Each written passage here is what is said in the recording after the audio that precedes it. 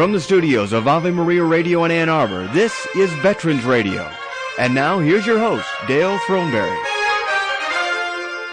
Good morning, America, and how are you? My name is Dale Throneberry, and I will be your host this morning on Veterans Radio, the world's greatest veterans program. And we are talking to people here in America, and I want to say a special hello to our friends listening down in Australia on veteransradio.net. And around the world, you are more than welcome to give us a call here at Veterans Radio. During our program today, we're going to be talking to some greeters from Bangor, Maine. We're also going to be talking with the author of the book, These Scars Are Sacred. And we're going to be welcoming back our cohort and co-host, Gary Lilly, from his trip to Vietnam. And I'm just really excited to talk to all of these people today. The number here in our studio is 877-573-7825. My air boss today is Bob Gould. Hiya, Bob. Good morning, Dale, and good morning to all our listeners out there in this great land of ours. It is true, and the sun is shining. Yes, sir. That's the big thing. I think the snow is finally melting up here. And it's we're a not good even day in the to go far out north. for a 20-mile hike. Yeah, in full gear. That is for sure.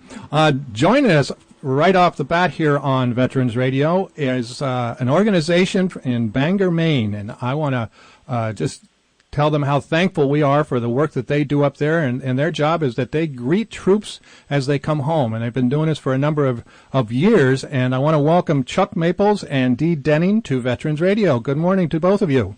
Good morning. Good morning. How are you? We're doing well, thank you. Okay. If you're listening to the radio or something, you might want to turn it down. I'm getting a little feedback there from somewhere. I'll start off with Dee. Can you tell me a little bit about the Maine Troop Greeters? Well, the Maine, actually, it's the Troop Greeters started back in 1991 during the Gulf War, and we welcomed 63,000 troops through here at that time between, I think it was March and August. And that was pretty much the start of what's occurring today. And it was continued on during, various conflicts after that by 4 troop greeters.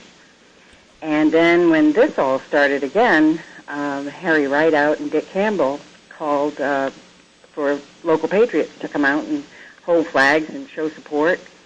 And then arranged to get some phones and a room at the airport, and the troop greeting process began out there. Well, it sounds like just a great thing. Chuck, I understand that you flew aircraft in Vietnam? Yes. Back in the 60s, I flew KC-135s on a couple of TDY deployments to, support the Vietnam War. We operated from the Pacific bases in Guam, Okinawa, and Thailand, and a couple of other places supporting the aircraft that were doing the work in Vietnam. So how did you get involved in the Maine Greeters? Well, actually, I'm a Texan, my home state, but I come up to Maine in the summertime and enjoyed visiting around here. And one day I happened to be at the Bangor airport and saw these people greeting the troops. And I said, I've got to get involved here. So the next time I was up, I went out and talked to the folks there, and over a period of time became a troop greeter. And how often do you go out there? Well, actually, we get information on almost all the inbound flights, pass it down through our telephone tree, and those volunteers who are able show up at the airport. So it can be no flights in a day, or it could be as many as a half dozen flights in a 24-hour period, and we're there day and night. Why is it that, I guess, is it this because in Bangor that's where the flights, the last part of America where they leave from, and the first part they get into, isn't it? Let me pass the phone to Dee here because she is more familiar with the troop greeting operation itself. Okay. Second. Hi, Dale. Hi, Dee. The question was, why Bangor? Well, Bangor is the airport that a majority of the flights, or a good number of them, deploy through. We've had over 3,000 flights since 2003. Okay, so this is over. Let's say it's over 610,000 troops that pass through here. Wow. So Bangor is like the farthest east of the United States, and this is the last part of the country that these troops will see, and it's the first part they see coming home. Is that it? In many cases, yes. They do deploy through other areas, but Bangor seems to be, a primary deployment spot. They're also going through more now down in Pease, down in New Hampshire. They've had, I think, 120 flights and picking up there. Are they trying to do the same thing down there? They are. The Marine Corps League has, brought in many, many people to come in and welcome the troops, and they are doing pretty much the same thing. Well, can you tell me about, let's plug some of the people that help you out. Can you tell me about some of their corporate sponsors and what they've provided for you? I would love to tell you. Unicell, which is a telephone company, started the whole telephone process where they gave, I think, initially 12 phones, and there's 40 to 60 phones now that they have given. But then U.S. Cellular came on in 2005, and between the two of them, they've donated millions and millions of minutes. And all calls are free for the troops that use those phones. Sam's Club provides all the cookies. We all need cookies. Little goodies that, little brownies and different things like that. And, I'm trying to think. There's just so many people that... How about some of the service organizations? Are they helping you out too? Service organizations do, and like the American Legion has started the Build-A-Bear program, and that's for new dads and moms that have had a child since they deployed, and they're given a bear with a little condo and a certificate when they come back through. Oh, that's cool. It is cool. And then you have like the American Legion Post 200, the Vietnam Veterans number 185, and the MainTroopGreeters.com, which is a domestic nonprofit that all do various projects. And we have like one program for the wounded warrior that deployed through Bangor but was unable to return. And what we try to do is to get hold of them and say, we promised you we'd be here for you when you came through, and you weren't able to. So you owe Bangor, Maine a visit, and we have a T-shirt for you and a letter and some other things that we send to them.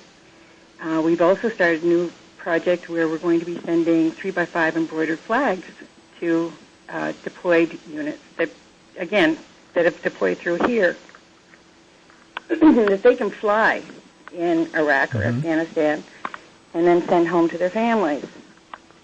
That's just a couple.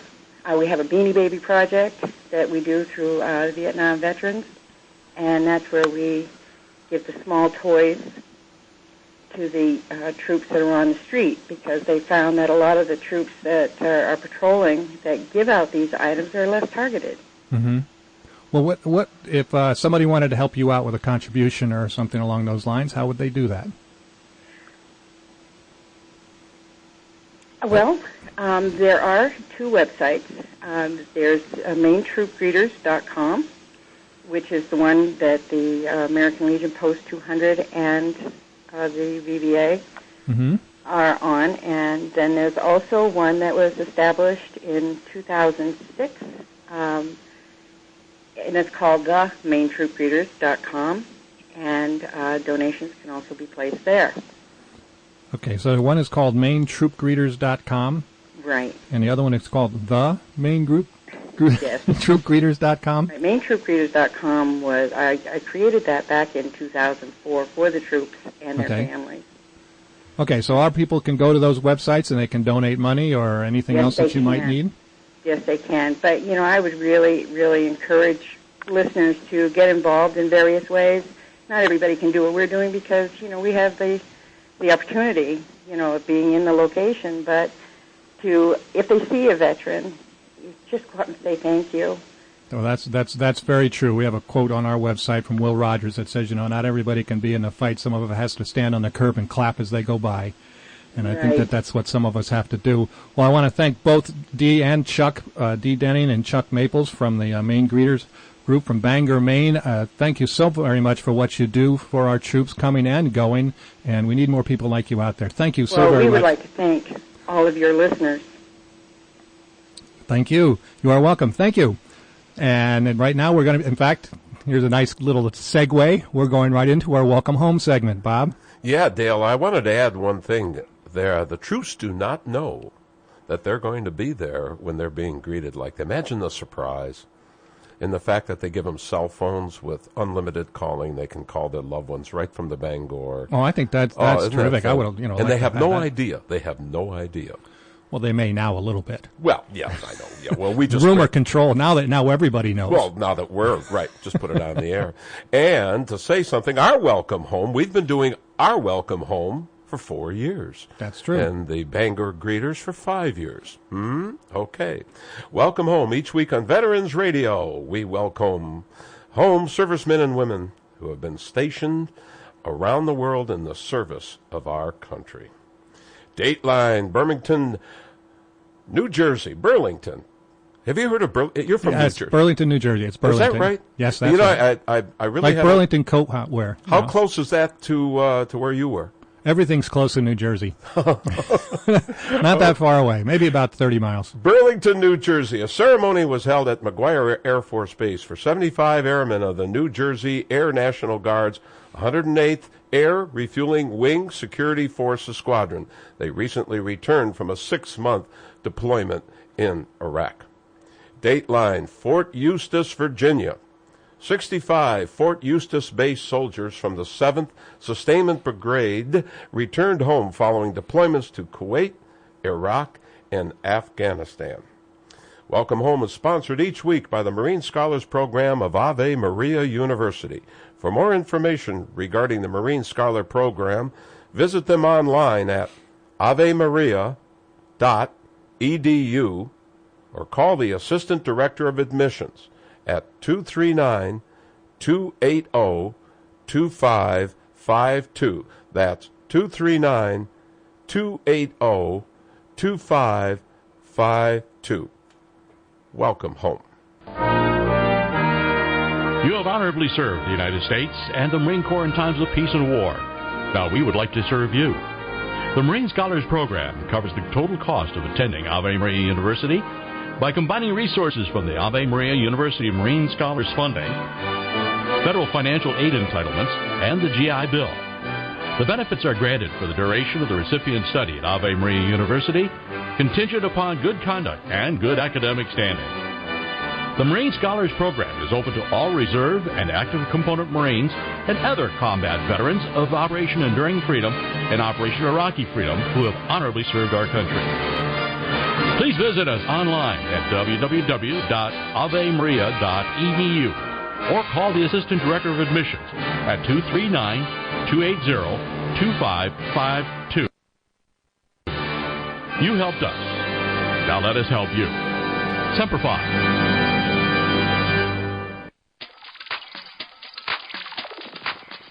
How many of you are suffering from some kind of chronic pain? If you are, then you're just one of millions of people our age who just live with it.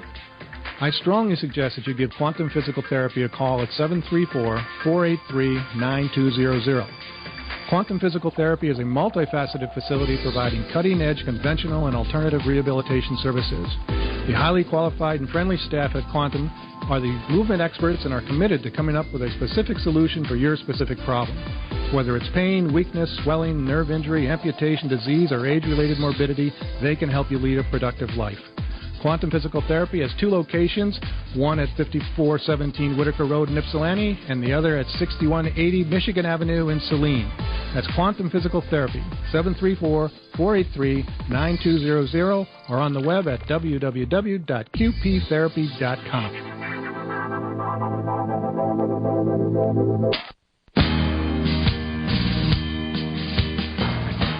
And you're back listening to Veterans Radio around the world at veteransradio.net or locally here in the Ann Arbor, Michigan area at 990 AM.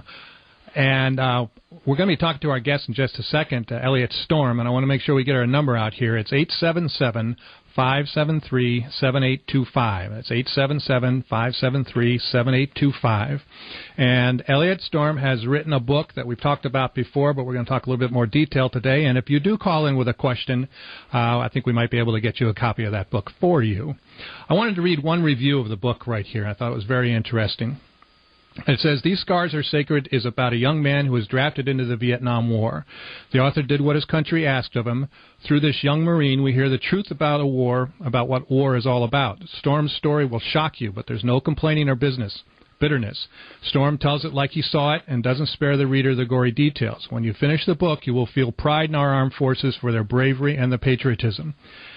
I think that's very appropriate. And one other comment from another reader was, the idea here is that this book will help those understand possibly what it was like to have their friends go through a war themselves. These Scars Are Sacred by Elliott Storm. Elliott, welcome back to Veterans Radio. Good morning, Dale. Good morning, Bob. Semper Fidelis, and welcome home to all my brothers out there. And welcome back to Veterans Radio. Thank you. I wanted to talk. Let's talk a little bit about your background, just real quickly. We always have to establish credibility. I teach communication, so we have to do that. Can you tell me a little bit about your experience in the service, what you did there? Okay, on the back flap of my book, the author is a combat Vietnam veteran of the 1st Marine Division in 1969. I was awarded multiple Purple Hearts along with the prestigious Combat Action Ribbon. I'm a life member of the Disabled American Veterans. I'm currently the judge advocate for the American Legion Post and District. I'm formerly a Vista Volunteer, which is a division of the Peace Corps. I am a mediator with the ESGR, which is the Employment Support of the Guard and Reserve. I was also awarded at one time, I think it was in '83, Veteran Advocate of the Veteran Advocate of the Year for the Small Business Administration, and I'm also a member of the VFW Post 594 of Norwich, Connecticut, a great post, a great commander, and they just put on a big gig for me last weekend, thanks to a good friend. His name is Michael Warren and Richard Delorge. They went out and they got 3 veteran groups of American Legion, of VFW. There were some VVA members there, and Disabled American Veterans, and all the groups combined together, and they just put us on one grand gig. And fabulous job. I think that is great, because we are one of the reasons that we asked Elliott to come on our program today is that he is going to be out here in Michigan the week of April 14th, and we've got him pretty well booked up too. He's going to be giving lectures at Washtenaw Community College on Monday the 14th in the afternoon. He's going to be giving a lecture at Schoolcraft College on Thursday afternoon, and we're having our big Veterans Gala on Wednesday evening at 1900 hours, and we're going to be down at the VFW post on Wagner Road, and I'll give you more information about that as the program continues, because I can't find my notes right this second. You're going to keep me busy, aren't you, Dale? I am. We also have, we've also got, we've got some other radio interviews and trying to get some television stuff going, and also we are going to be talking at the University of Michigan with some people from the psychiatric department up there. So we're going to be talking. Debbie and I are looking forward to coming out. I might say, as our schedule is booked right through fall. I mean, people have been just super good to us. They've been asking us to come out. Of course, we're going to be going out to California, or California, as their governor would say, this summer. My good friend, William Dietzel, who's also my agent on the West Coast, and does a great magazine called Veterans Magazine. He's putting the tour together for us in California, and, of course, we'll be at all the border stores. The only national chain I'll do a book signing at is Borders, and we've got those scheduled all across the United States. I'll have to put a plug in. You notice he just said they're the only national book chain. We also, Elliott is going to be at Nicola's Books in Ann Arbor and Westgate on Tuesday, the 15th. I believe it's at 7 o'clock, and he'll be signing books there, too. Well, let's talk about the book for a minute. What caused you to write this? Now, this is a kind of a fictionalized account of your experiences. It's a lot of experiences of a lot of veterans. Your experience is in there. I haven't had a veteran who has picked the book up who has said, Elliott, we found a part of us in there. Mm-hmm. What I did is, a long time ago, I went and saw a psychiatrist. I still see my psychiatrist. And at that time, they asked me to write a letter or a paper, what was disturbing me. And I think we've talked about this before, and I wrote a 65-page single-spaced on a Remington typewriter exactly what was disturbing me. The psychiatrist read it, started shaking, and said, write a book. And what I did is I put it into the introduction of my novel. And from there, we just took off, and it took me about 6 months to put it together and about 10 years to get it published. I was going to say, this wasn't written yesterday. No. And it has taken you a while, as you mentioned, to get it published. So, and is this self-published initially? It started out to be, although I have 52 corporate sponsors, which I'm glad to have. I just had someone walk in my house, a Vietnam veteran. He is an icon of New England. His name is John LaBarca, who's got a radio show himself. Good morning, John. I'm on the radio. Morning. How you doing, Elliott? Good, Johnny. Sit down. He just came over and said to say hello. John is also a Vietnam veteran, a disabled Vietnam veteran, and is very, very proud to see him come over here. And he's giving my wife a big hug and kiss right now. Hey! This is family radio. We got to be. I know.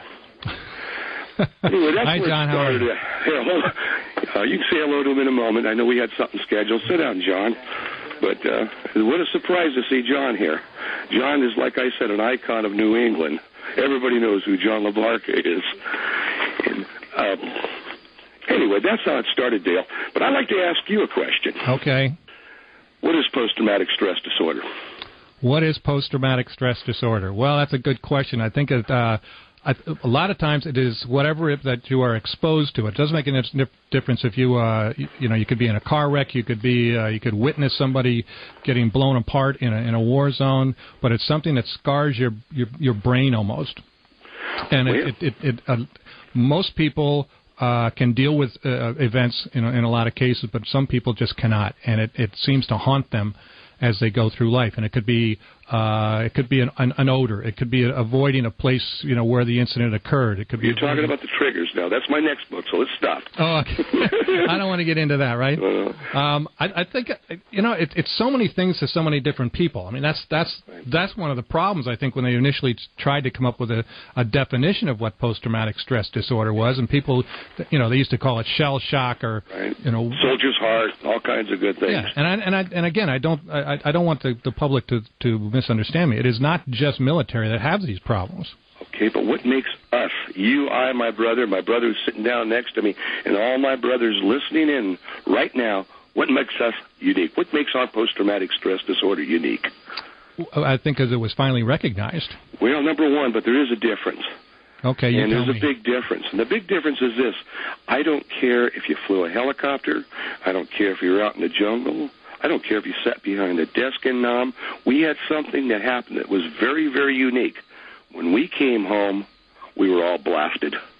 And that's what made us unique, my brother. We came off that airplane. Folks did not care what you did in Vietnam. We were all labeled the same. That's what made our stress unique.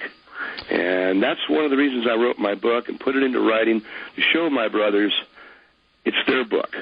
Everybody in that book is, the character Jim Clark. And we all suffer from the same thing, and we all got that same kind of recognition. In 1989, the Veterans Administration labeled us and gave us something that was our own. It was called post-traumatic stress disorder. A lot of people now have it. I agree with it. But now what I had to come and humbly say, those are our scars that are sacred. Well, that's what makes us unique. I agree with you that, Elliott. And I think in talking and doing this program now for over 4 years, and in talking to so many, especially Vietnam-era veterans, but, veterans in general from that time period, is that, as you said, when we came home, we got slammed. And some of us got slammed, but some of us, the other side of that coin, I think, is that we were ignored.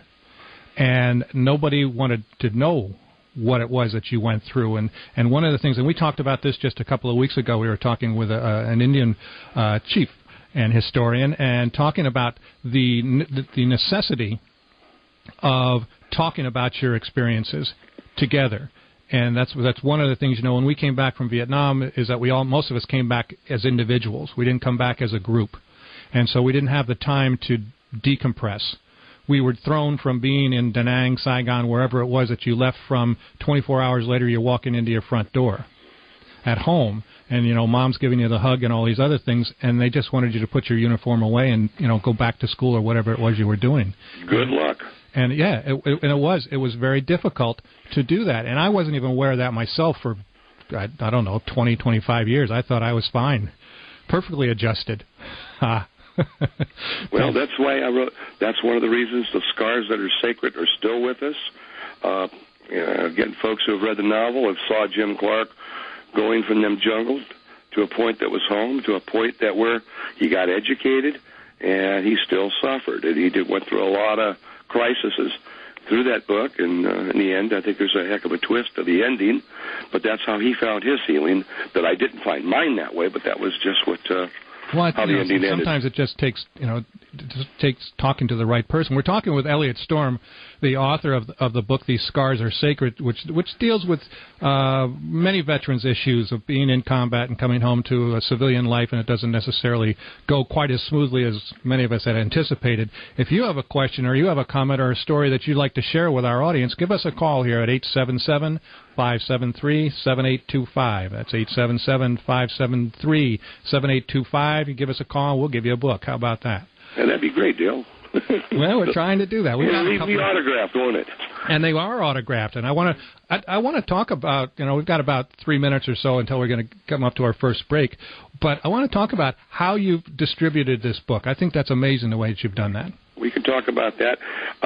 Like to talk a little bit about our these heroes that are coming home now who are experiencing some of the same backlash that we experienced, maybe not by the populace, but by the Veterans Administration, and how they're getting, they serve their country. We're giving them a welcome home, and thanks to good people like Chuck and Dale, we're just on your show. My hats, and I salute folks like that. But a lot of these new guys are going to the VA, and the VA's turning their back on them. Well, let's hold off on that. We only got a couple of minutes, and we got a whole 15 minutes on the other side of our break to go into that issue. But I do want to talk about how you get the book out. I think that's what's most interesting. And I think the veterans need to know that every one of your books, if you don't buy it individually, that you've been giving away. And I want to point that out. You've been donating these books. Corporations are helping you out, but you've been donating these books to Veterans Administration groups, to veterans groups, to get them into the hands of the troops coming home and into the families of the Vietnam vets. Well, we've been blessed doing that. We had a lot of a good friend of mine, Guy Ortoliva, came up with a plan of action for us. And what we did, we put it together. We have 52 individual and corporate sponsors. And what we've done, we've put them in VA hospitals, service organizations. They buy them at a discount. They buy them in blocks of 10. We've sold as many as 10 to 100. And what happens is they send them out to all these VA hospitals and service officers, and when the folks come in with a post-traumatic stress disorder problem, they say, take this home, have your family read it. You've already lived with this story. Now have your family read it. They'll understand you, and then come on back, and as psychiatrists, we're going to talk with you, put you in groups or whatever. So we've been blessed in that order, but we've got these books out all over the country, and in fact, they're in Japan. It's being printed in Japan, German, French, and I understood about a month ago we're in the London Library. So we've been blessed on that kind of a circuit. But we've got the word out by just a lot of good friends out there who got behind me and helped me out. Well, that is true, and the book I'm holding in front of me it says it's donated by Tony Trumpauer. I'm assuming it must be a relative. That's a relative of mine, and it was. His wife passed away about 2 years ago, and he asked me, he says, can I buy some books? And I said, sure, you can, of course. So we have individual sponsors. We have our good friends. We have national corporations and small-town companies around town. Like I said, we've got American Legions who have purchased them. We have VFW. We've had district officers purchase them on their own. And what they do is they just send them out to whomever. Well, give them away. Yeah, we've got about a minute till our break. I want you to remind the people, because we talked about this before, about your the sandwich, the Perfect Storm, and I want you to plug that restaurant again. A Perfect Storm. Perfect Storm, sorry. A Perfect Storm. Well, I have a real good friend. Her name is Dee McDonald. She owns a deli here in Milford, Connecticut. And she's been a supporter of mine from day one. And she called me over one day. I usually go have lunch there about once a week, and I have this one type of sandwich, which she doctors up for me. And it came down to the bottom line. I came in there another day, and there's a big sign that said, she called it a Perfect Storm. And it's a great sandwich, and you're going to be getting some because she's making you a bunch up that I'm going to be putting in the motorhome and bringing them back to you. I can hardly wait. I haven't had a decent sub since I left New Jersey. Oh, wait till you see this one. Okay, we got to take a break here. We're going to be coming back after our break and talking more with Elliott Storm and about PTSD and how we can possibly help you out there, our listeners. So give us a call. Maybe I could talk you, put John on the phone for a few minutes. Yeah, we'll be back after this. The Medal of Honor is the highest award for valor in combat given a member of the Armed Forces of the United States. There have been over 3,400 recipients of the nation's highest award. This is one of them. Private First Class Henry Girk threw himself on a grenade to save his fellow soldier. Details after this. While his platoon was engaged in the defense of a vital roadblock on Bougainville Island, Girk, in company with another Marine, was delivering a fierce stream of fire against the main vanguard of the Japanese. Concluding from the increasing number of grenade barrages that the enemy was determined to annihilate their small two-man foxhole, he resorted to a bold and desperate measure for holding out despite the torrential hail of shells. When a Japanese grenade dropped squarely into the foxhole, Girk, mindful that his companion manned an automatic weapon of superior firepower and therefore could provide more effective resistance, thrust him roughly aside and flung his own body over the missile to smother the explosion. Girk sacrificed himself in order that his comrade might live to carry on the fight. The Medal of Honor Series is a production of Veterans Radio. We're back here on Veterans Radio, and I have to point out that Schrader Yachts is a veteran-owned business, and he's a brand-new grandfather, so congratulations, Ray. God. We're back talking with Elliott Storm. If you have a question for him, he's the author of the book, These Scars Are Sacred. The number is 877-573-7825. Okay, Elliott, now let's talk about how this book is going to help us and any other veterans out there. Great deal. You asked me before we got on the show, when you called me earlier and we talked, you asked me to read a segment out of my novel, and I would like to do that. Okay. And but what I'm going to do is read one of my testimonials. And I know you read one by my dear, sweet friend, Jane Wayne, who's also a published author, also John Wayne's cousin, believe it or not. But I'm going to read a segment for you. And it says, Dear Reader, I had an opportunity to read Elliott Storm's novel, These Scars Are Sacred, in its manuscript form. This fast-paced, high-intensity, physiological tale is about the proverbial boy next door who finds himself in the killing fields of Vietnam, well-trained by the Marine Corps and is suitably naive. It is a novel about betrayals, grand and small, by a first love, by bureaucrats, practiced and in practice, and lamentably by his countrymen. But for the most part, however, is about the healing of many a scar wastefully visited upon the soul of a boy man in exotic and legislative land, and upon his unwelcome return to what has some characterized at the time America with a K. It is about the distinction between paranoia and reality, bitter truth, about the search for a little of the sacred in a seemingly unholy world. It is about a pilgrimage from the numbness of vicious combat to the quasi-numbness of the norm. It reminds the reader of his own scars, sacred and otherwise. It is not a book easily forgotten. And John E. Rooney, Esquire, who was an attorney and also a light colonel in the Marine Corps, wrote that testimonial for me, about 12 years ago. Well, I think it is important to point that out. You asked me earlier, what was post-traumatic stress and how do I define it? And I finally found the sheet that I was looking for, and it's from the post-traumatic stress of the National Center for Post-Traumatic Stress Disorder, and it talks about some of the symptoms that you may observe in friends or maybe in your own self. And that's, number one is that you keep, you're reliving the event, you avoid the situations that remind you of the event, you're feeling numb, and you feel keyed up, alert at all times. After the event, you may feel scared, confused, and angry. If these feelings don't go away or they get worse, then you need to talk to somebody. And we strongly encourage anybody out there who has symptoms that they think are... It doesn't hurt to go and talk to somebody because it will help you out. Trust me, it does help you out. Well, Dale, you're hitting things right on the niggle. And one of the things I tried to do and attempted to do in the novel, if you read the chapter titles, those are all triggers. Mm-hmm. Oh, absolutely. Every one of my chapter titles is a trigger. Unfortunately, they are, because they're all song titles from that era. And, for instance, I just flipped the book over. My baby wrote me a letter. Some people got Dear John letters over there. You got me going in circles. It's been a hard day's night.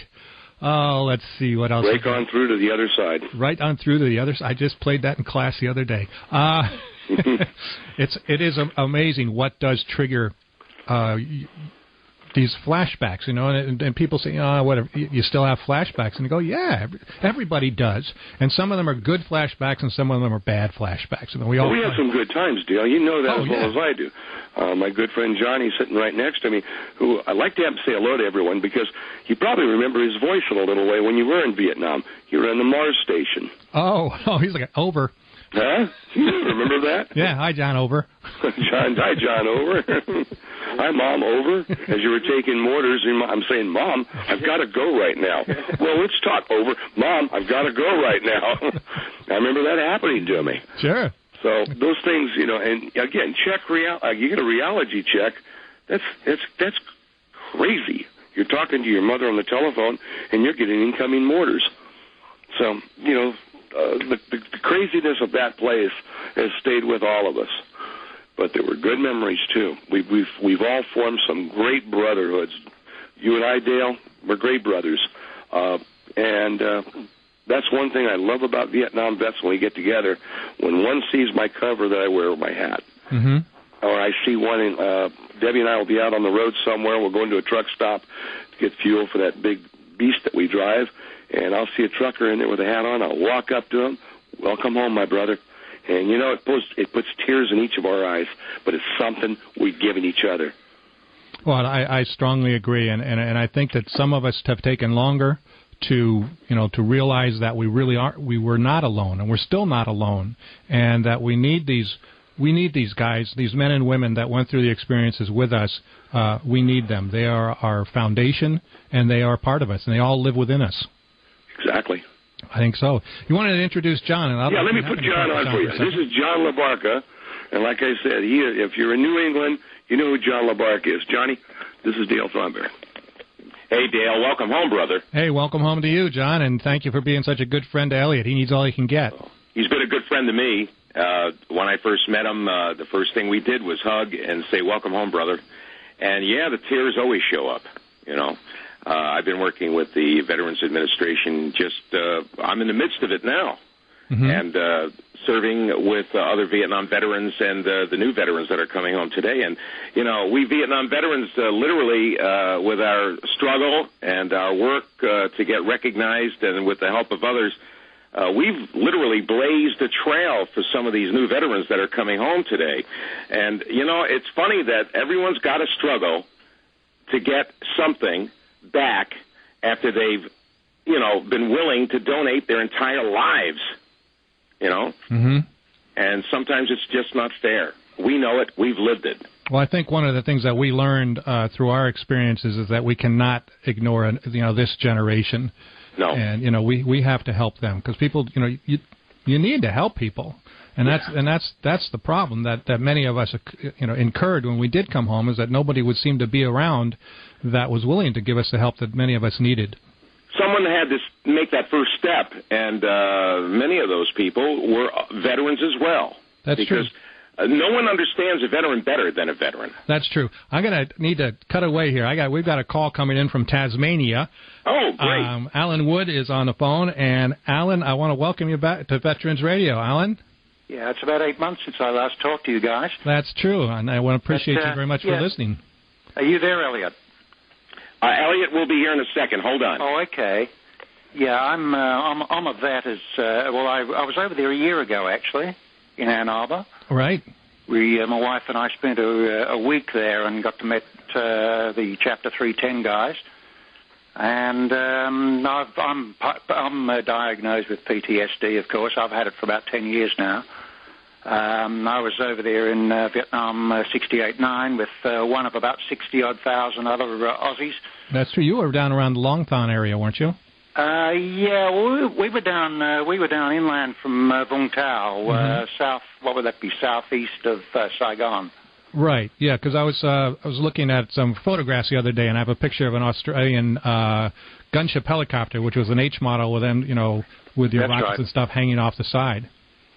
Yeah. And I did a couple of missions with you folks. Let me break in, Norman. Welcome home, my brother. This is Alan. This is Alan Wood in Tasmania. Oh, it's Alan Wood. It sounds like Norman Lloyd. Well, he's in there too. Well, he sounds just like Norman. Elliott. Yes, sir. Yeah, hi. Al Wood here. I wonder, with the guys coming back from the Middle East now, I mean, a lot of those guys seem to get diagnosed PTSD within weeks or months, whereas it took us guys so many years to be diagnosed. Is that just because you think that it's more recognizable now? Well, it's like my good friend John LaBarca said a few moments ago. We broke the ground for these kids. Yeah, however, it just wasn't recognized in those days. It wasn't recognized, number one, but a lot of these new kids are getting turned away. They're not calling it post-traumatic stress anymore. They're calling it something different. And the name my good friend Tim Kelly told me a week ago what it was, and it escaped me. And basically what they're saying is you had it before you went there, so we're going to turn you down. We're getting a lot of pre-existing condition. Pre-existing condition, yeah. Oh, you were messed up before you went there, so we're not going to help you. And this is what I was saying. Yeah, it's a cop-out, and this is where these kids are getting turned. A lot of them are getting turned away. Yeah. And we're fighting the VA over that right now. But I think it's because what John just said a little while ago. We broke that ground for them. Yeah. Well, I mean, I had it. It took me 30 years before a friend of mine took me along to a psych friend of his, and he said, "Yep, you got it, mate." You know. But up till then, I always thought the only guys who got pensions had, they were missing arms and legs and God knows what, but nothing up top. Yeah, it's an interesting way to put it. I think it's important that we let our audience know. We're talking with people from all over the world talking about PTSD, and as you can see with this phone call from Alan down in Tasmania, that it isn't just American troops that get this. I think it's every warrior is exposed to horrors of war. And I think when we flew back, I can remember now in early '69, we flew in under cover of darkness into Sydney. We were virtually dispersed and told, try not to talk about it to people. Some of the guys who were flying interstate, because it was a late evening arrival, there were no flights going interstate that night back in '69. There was virtually nothing organized for those guys to overnight there before they got their early morning flights. They virtually had to sleep on floors, benches in the terminal, whatever. Yep. I mean, I got to ask you guys to hold on for just a second. We're coming up on our last break for the show, and I want to make sure everybody's listening to Veterans Radio. We'll be right back after these. Okay. And we're back on Veterans Radio, and we've got all kinds of people on the phone. It's really exciting today. We're talking with Elliott Storm, the author of These Scars Are Sacred. We're talking with Alan Wood from Tasmania. And isn't that cool? And also I want to welcome to the program right now is one of our partners is Gary Lilly, who just returned from his trip to Vietnam. Gary? He's back. Good morning, gentlemen. Gary, welcome home. Thank you so much. It's good to be home. You're doing a retake, Gary. Said, Dale, I did go to Vietnam. Hold on just a second. I got to have one at a time. Let's have Gary talk first. Go ahead. Then I go. Okay, here we go. I served there in 1966, and this was as a Seabee, July. And this was my trip back for 42 years. There's just so much to say that it's my mind is jumbled, but I'll start with the ending first. When we were getting ready to leave the night before, I took a young couple with me, very, very close. The guys like my son to me, and his name is Dustin, and his wife Olivia. And Olivia was videotaping Final Thoughts, and she said, what is your final thought on this? And I said, the last time I left exhausted and weary and with a great feeling of accomplishment. This time I'm leaving a little tired and with a great feeling of peace. The trip back was so healing for me. And one of the goals that I had was to take Dustin and Olivia to a place called Hill 35 between Chulai and Tam Key and tell them about the things that happened there in 1966. Well, Hill 35 is about a mile off of Highway 1, and I had a photograph that I took from out by the highway back in those days. It was a Marine camp that we were building for them, and there was a sand trail that went in off of Highway 1 back to the hill. Right now, that sand trail is a straight road to an industrial park, a massive industrial park. And where there was a ridge on the right, that ridge is now gone. We took sniper fire, and they launched a couple of attacks and ambushes from it during our time. And that ridge is gone. It was used to fill in the rice paddies, and so there's industrial buildings. But I was sure that I was in the right spot. And when I got to the base of the hill, when we were standing there talking, and I said, I think this is it. I look around. Well, a guy, for lack of a better word, a peasant came walking along the path along the base of the hill, and my interpreter started talking to him, asking him, if he knew if this was the hill the Americans called Hill 35. And as they were talking, I heard the word light from that guy, and I knew he said arc light, and so I knew he was VC, and it turned out he was. B-52 strikes here, folks. Are you there? Yeah, we're here. Okay. Go ahead. So I knew he was VC, and it turned out he was, and he said it was the right hill, and I shook hands and congratulated him on the both of us being alive to see the day we could shake hands. I felt honestly, a bond. This guy was 15 years old at the time I was there. He was VC fighting against the Marines that were there. And they lived up in the hills across the valley, and he said they would get hit by arc light during the day and artillery all night long. And I thought, really, what bravery. They took a pounding. So at any rate, when we got to the top of the hill, he had said that he pointed out where the indentations of the old bunkers were. There was remnants of sandbags on the top of the hill. And he and I burned incense together. I took incense with me. He burned it with me, and we both said prayers for those that died there. I don't mean to cut you off, Gary, but we're going to be doing a whole show about your trip back there in a couple of weeks. But I did want you to point out the one line that you told me about how you view Vietnam now versus the way that it was. Well, it's the name of a country, not the name of a war. I think that's really important. And I'm going to ask Alan. I know that you were there and you've met Gary and you've talked to him before. Yeah. Have you gone back? No way. All right. Gary went back to the Holy Land, Dale. I got too many ghosts there. Yeah. Well, that's one of the triggers. We know about that stuff. And Elliott, I know you have not been back. Oh, well, I'll tell you a fun story real quick if you let me. Right. I had a friend of mine. Well, you've read my book, number one. Yes, I did. I'm not giving it away. Okay, but a friend of mine went back, and this is back in, the late 90s, I guess. He brought me something. He says, Elliott, I got something for you. In fact, it was my birthday party. And all my non-brothers were there, and he says, Jack just got back from Vietnam. He says, I brought you something I want you to see. And I says, what is it? And I opened this box up. He took a picture of a place fairly close to Liberty Bridge where I had been shot. And it wasn't a good feeling. Jack, he was sitting there smiling. He says, I think this will bring you healing. And I ended up in the psychiatric ward the next day. I mean, it wasn't a good feeling at all for me. So. Well, people have to do what they have to do. And I admire the courage of some of these guys that do go back, because I don't think I want to either. But, Gary, I want to hold on here because we're going to come back to you. Alan, I want to thank you so very much for calling us again from Tasmania. Okay.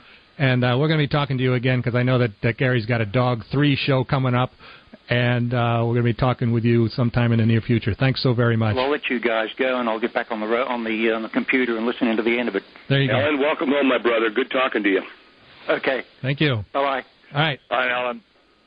Elliott, how can people get a hold of your books right now? Well, they can go to any Borders store, and if they don't have it in stock, they can order it, or they can give me a call. I'd be happy to send them an autograph copy at 203-640-2233. That's 640-2233 with the area code 203. Or they can go on John LaBarca's website. It's on there. Or on our website. Or your website. In fact, I'd rather have them go to your website and buy it from you. Or they can go to Amazon.com, and I think they're going to be taking it down off of Amazon real shortly here because we've come up with our 5th edition now. We're in number 5, and we've done some changing, and we changed the cover around. So if they go to Amazon, look up These Scars Are Sacred, go to order it, and if it says not available, give me a call, but he will be available shortly because, like I said, they're putting up a new website for us. My publisher we've just come up with a new cover, and they said it's going to be down for a couple days. Okay. But they can go to him. But I'd rather have them go to you and buy it from you. Yeah, well, we'll get all that information up there. I in the next couple of seconds, because I want to get back to Gary before the end of the show today. You've also been going around to various organizations and giving your talk about the healing process that we go through, and I just want to mention a couple of them because I think it's important. You've been to the Navy War College, you've been to Yale, I believe it is. Yale University, yes. You've been to a couple of VA hospitals, a number of veterans organizations. You're going to be going to the Army War College in August. In August, you're going to be a main speaker at the state convention. That's the VFW convention, yeah. Okay. And we did it at the American Legion. We're going to be, in fact, I'm going to do a dog and pony show with my good friend right here, John LaBarca, at the Mohegan Sun Casino on Veterans Day, or Memorial Day, I'm sorry. But we've got a score of... Yeah, you do. And I want to thank you both, John and Elliott, very much for being on Veterans Radio. And if you do want to get a hold of the copy of These Scars Are Sacred, I encourage you to go to our website. We'll get the information and get it out to you. He's going to be in the Ann Arbor area in the week of April 14th. And next week. That's right. And we're going to be talking to them then. And we're very excited about him coming out here, and all of you will have the opportunity to meet him in person if you want to and get an autographed copy of the book and so forth. So, Elliott, thank you so very much for being on Veterans Radio again. Welcome home, my brother. Welcome home to all my brothers. God bless you all, and Semper Fidelis. There you go. Talk to you again. Talk soon, bro. Bye-bye. Bye-bye. As I mentioned, Elliott is going to be at Washtenaw Community College on Monday, April 14th. He's going to be in LA 275. He's going to be there from 2 until 5. We've got 2 sessions going. For those a little bit further to the east, he's going to be at Schoolcraft College on Thursday. The building is MC 200 from 1 till 4. And Wednesday night in Washtenaw County, he's going to be talking at the VFW post down on South Wagner Road. That's VFW post 423, 3230 South Wagner Road, 7 o'clock. All veterans organizations, and the public is invited to come down and ask him your questions. And I think it's going to be a great healing opportunity for all of us. So I look forward to seeing you all there. Okay, Gary. Yes, sir. Sorry, a little busy today. Absolutely. I was pleased to hear Al on there. My feelings, or my experience, I'm the first to say, was a lot different than the experience of guys like Al and Elliott. The combat I saw was at a distance. I wasn't involved in it, so I understand how those guys feel. But what I would love to see guys do is consider going back. They don't have to go back to the spots where they fought. Mm-hmm. Just go back and see what the country is very industrious. It's young. They love to say hello to in English. They love to practice. Little kids, they're fascinated by us. And just to see the fact that this is a productive, happy society. The communists thought that communism would go south, but what happened? Capitalism went north. And the whole country is capitalism now. There's huge housing developments and 4-star, 5-star hotels, and as you know, the most beautiful beaches in the world. It was just before I ever went to Hill 35, I was feeling at peace. Gary, I think it's sort of like a reverse domino theory. Gary, this is Bob here. I just love that last comment that you made. Would you say that again? That about the communism going south and what happened? That's great. Yeah. Well, the communists figured that the communism would take over the country, and rather than that, capitalism has taken over the country. And it went north. It went north. It was just so great to see these people. They really seem happy, I got to tell you. Well, I think it's a great tribute, I guess you could say, to mankind that they do. People, we get on with our lives and we continue doing the best that we can to survive. And I wanted you to talk a little bit about your program that's going to be coming up in 2 weeks. In 2 weeks, we're going to do Winter Soldier. Winter Soldier 2, right? Winter Soldiers 2. We're going to talk about the myths, the fallacies, and the lies of the Winter Soldier hearings, because I think they did a great disservice to the people that served in our military over in Vietnam and are serving there in Iraq and Afghanistan. These are honorable people, as you know, Dale. And when I came back and I heard what murderers we were, I thought it must have been just over that next hill. because the people that I saw were great people. And I became convinced, in the Winter Soldier hearings, I just thought, oh my God, I was part of a war criminal army, and it was very, very heavy cost to bear. And when I found out it was all lies, I didn't know that was hard to deal with. And the general public needs to. I agree with you, Gary, and I think it's going to be a very important show, and I want to make sure that people do tune in. That's going to be in 2 weeks on the 19th. And we're going to be talking about Winter Soldier 2, and I've been talking with Gary Lilly. Thanks, Gary. We'll be talking to you later. And I want to thank everybody for listening to Veterans Radio today, to Elliott Storm. If you want to get a hold of the copy, These Scars Are Sacred, you can call them direct at 203-640-2233. Tell them that you heard about them on Veterans Radio, and we'll send a book out to you, autographed. We've got a bunch of those ourselves. You are dismissed.